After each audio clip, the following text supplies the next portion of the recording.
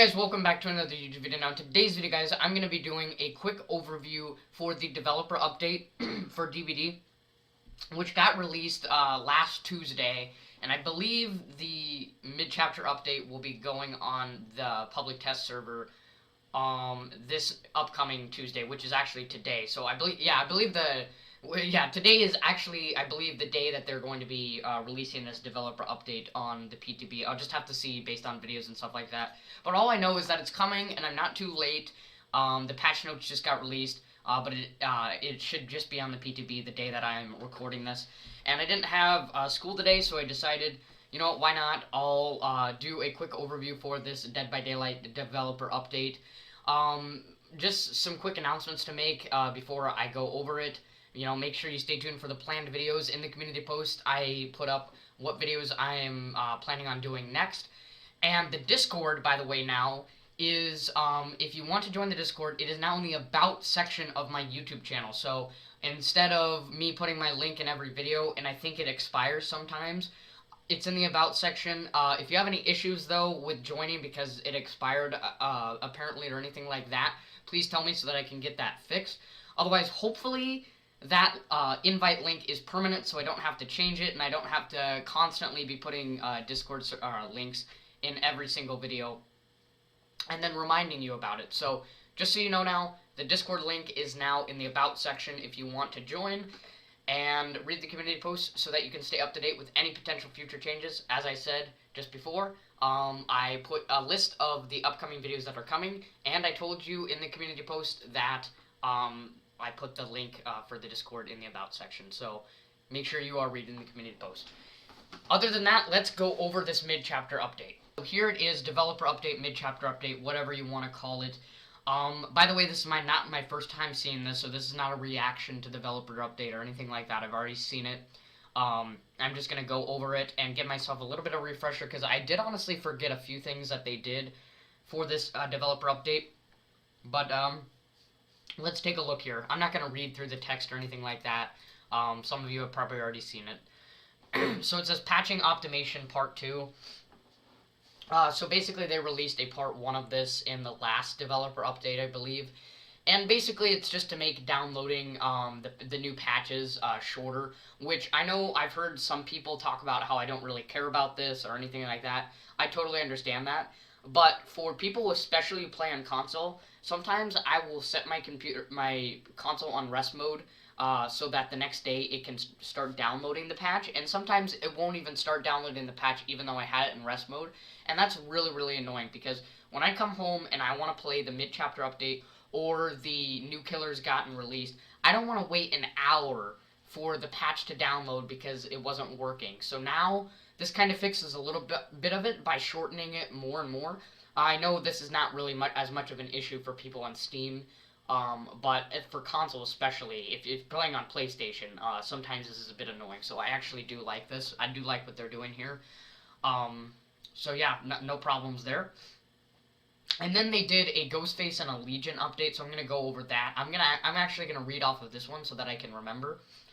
It says, we have a few changes in store for Ghostface. First, we are increasing the duration of Ghostface's mark to 60 seconds up to 45. I don't think this is really the core of the problem with Ghostface, although I will say that good survivors, when you're going up against Ghostface, are not going to be stupid. They're going to be early dropping pallets. They're going to try to prevent you from getting that insta-down. But good Ghostfaces, in my opinion, don't really need this, or the add-ons that go along with it, if they are smart and they know how to 99 survivors and get really close to them so that they can get a guaranteed down on the survivor. Not stalking them from 15 meters away and then trying to catch up to the survivor when they're playing it super, super safe. So this is not the core of Ghostface's problem, but it's certainly a quality of life change, and I don't know, I got no problem with it. I don't think 60 seconds is going to be anything overpowered. Marked survivors are no longer able to reveal Ghostface, while other survivors will still be able to reveal him. Running off on your own now becomes riskier, as you have no choice but to evade him while he's undetectable unless you manage to get lucky stun. Again, this is not another core. This is not a core problem of Ghostface as well. The problem with Ghostface, I think, is the wonkiness of revealing Ghostface for Survivor and Killer. Sometimes it's very Killer sided, sometimes it's very Survivor sided. And a lot of the times, it's not the marked survivor who reveals you, it's the non-marked survivor. And sometimes you're trying to mark another survivor, but you accidentally mark somebody else, and then they reveal you. So that's the only instance where I think it could help. But other than that, again, it's kind of dodging the main problem with him. So it's another quality of life change, but just dodging the main issue. Lastly, we noticed that many of Ghostface's add-ons have gone largely unused, with a few exceptions standing out well above the rest. We always want to see a wider variety, so basically they went over and they changed a bunch of his add-ons, and they gave us 2 examples. I really, really do like this. I think this was one of the 2 main problems with Ghostface. One of them being the revealing, very, very wonky, and the long cooldown, which I believe that they did reduce the cooldown in, like, they kind of, it was kind of like a very hidden update, but I believe in the last developer update they did reduce the cooldown as a quality of life change. So overall, I really do like these quality of life changes. I think that's all really Ghostface needs. He doesn't need anything insane to buff him, as well as just a change in his add-on kit, because nobody uses any of Ghostface's add-ons except for like 2 or 3 of them. So it says drop leg knife sheath. The Ghostface gains 10% movement speed for 5 seconds after marking a survivor. I really do like this. 10% movement speed is really good, and if you're a distance away from the survivor, which is not always ideal when you're trying to stalk a survivor, but sometimes you gotta do it, this is really, really gonna help for those survivors that are trying to play it safe and hold W away from you. And then it says breaking a pallet or wall immediately recharges Night Shroud. Pretty good. I guess this could be useful if you're in a chase with somebody and they're playing it really safe and you need your power back because they revealed you earlier on. This could be pretty helpful, so I do like this. I'm looking forward to see some of the other add-ons that they changed with them. Now we got the Legion update, and this has been hinted at for years. This is probably one of the most desired killers to get a change for, so I honestly cannot remember what changes they did to him, so I guess this is kind of a reaction for me.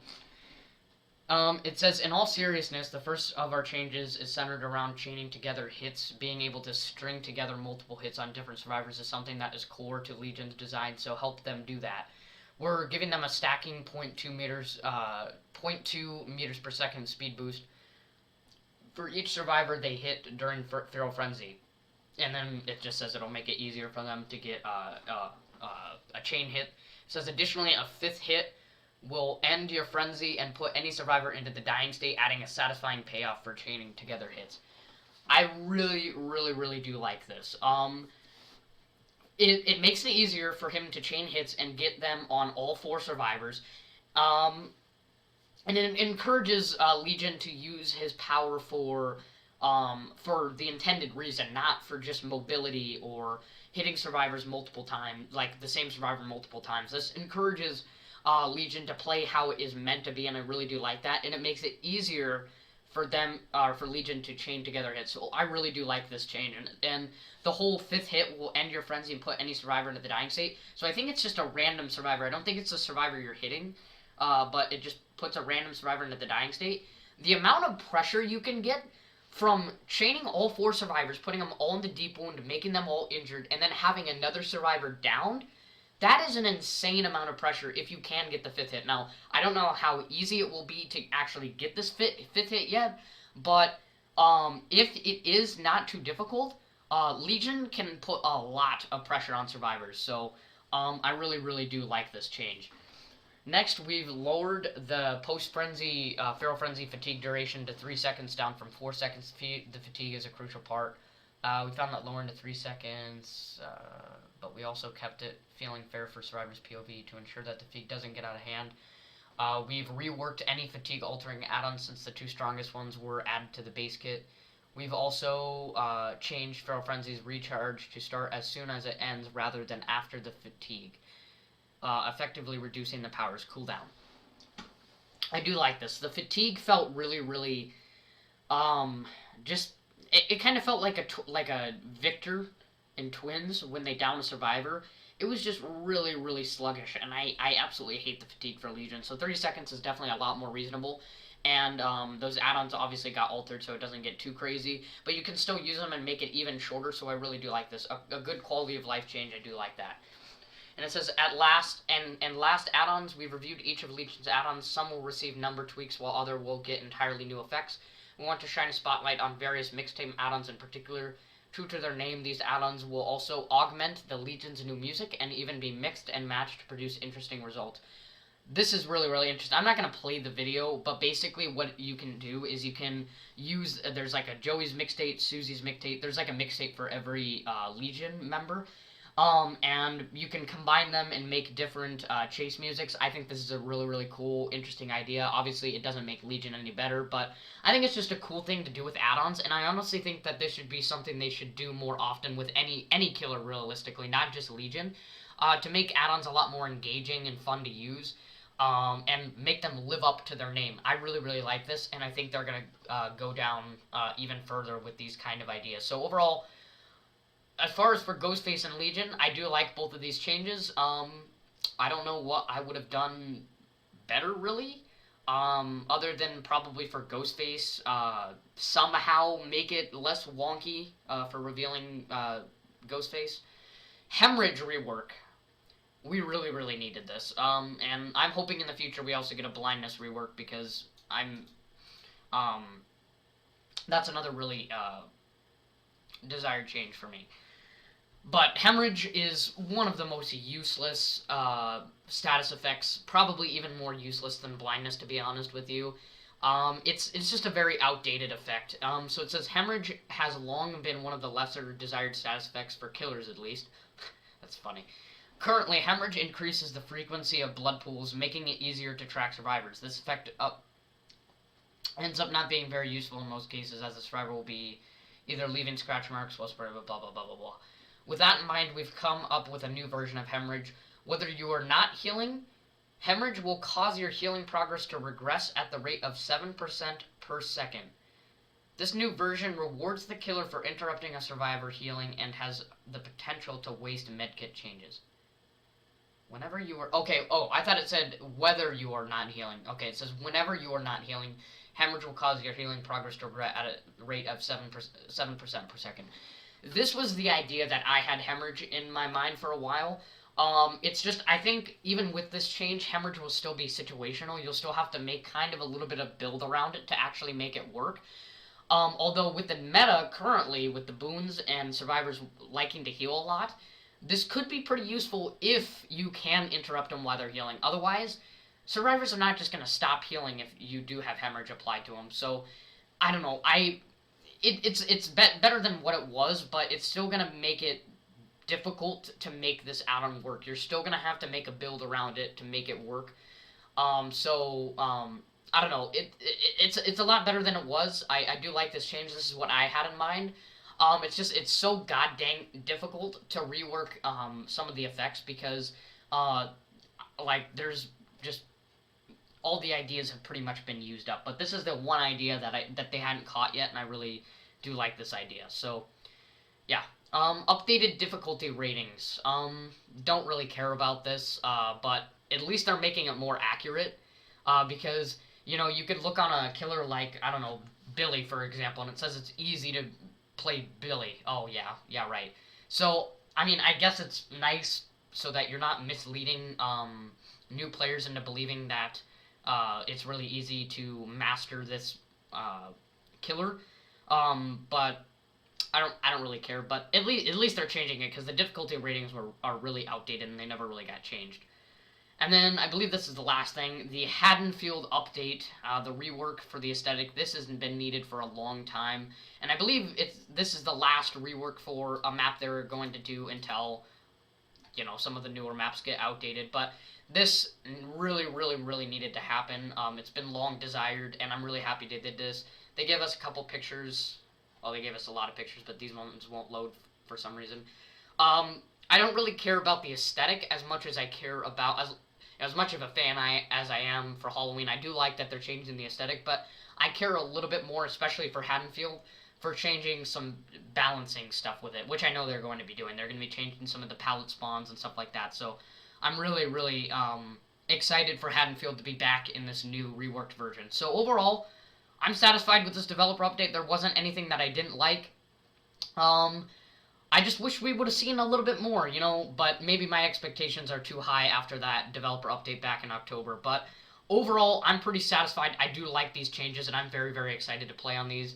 I'm always more excited for the developer updates than for the new killer or survivor that's coming to the game, because I like to try out the killers with these new changes. I like to see the map reworks.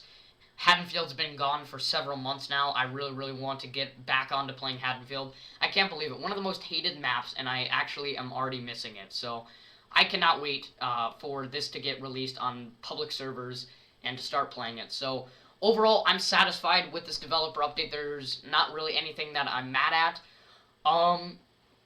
Yeah, I think that they did, honestly, the best that they could. I don't think I would have been able to come up with anything better for some of these changes, especially the hemorrhage rework. That's very, very difficult to rework.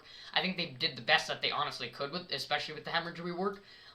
It's just now, if you do want hemorrhage to work, it's still gonna be build reliant, but at least it'll have a much more useful effect. So overall, I really do like these changes, and yeah, that's pretty much it. So make sure you stay tuned for those planned videos, read the community posts so that you can stay up to date with any potential future changes, and join the Discord. Link is now in the About section, so remember that. If you have any issues with that, please remind me so that I can fix the link.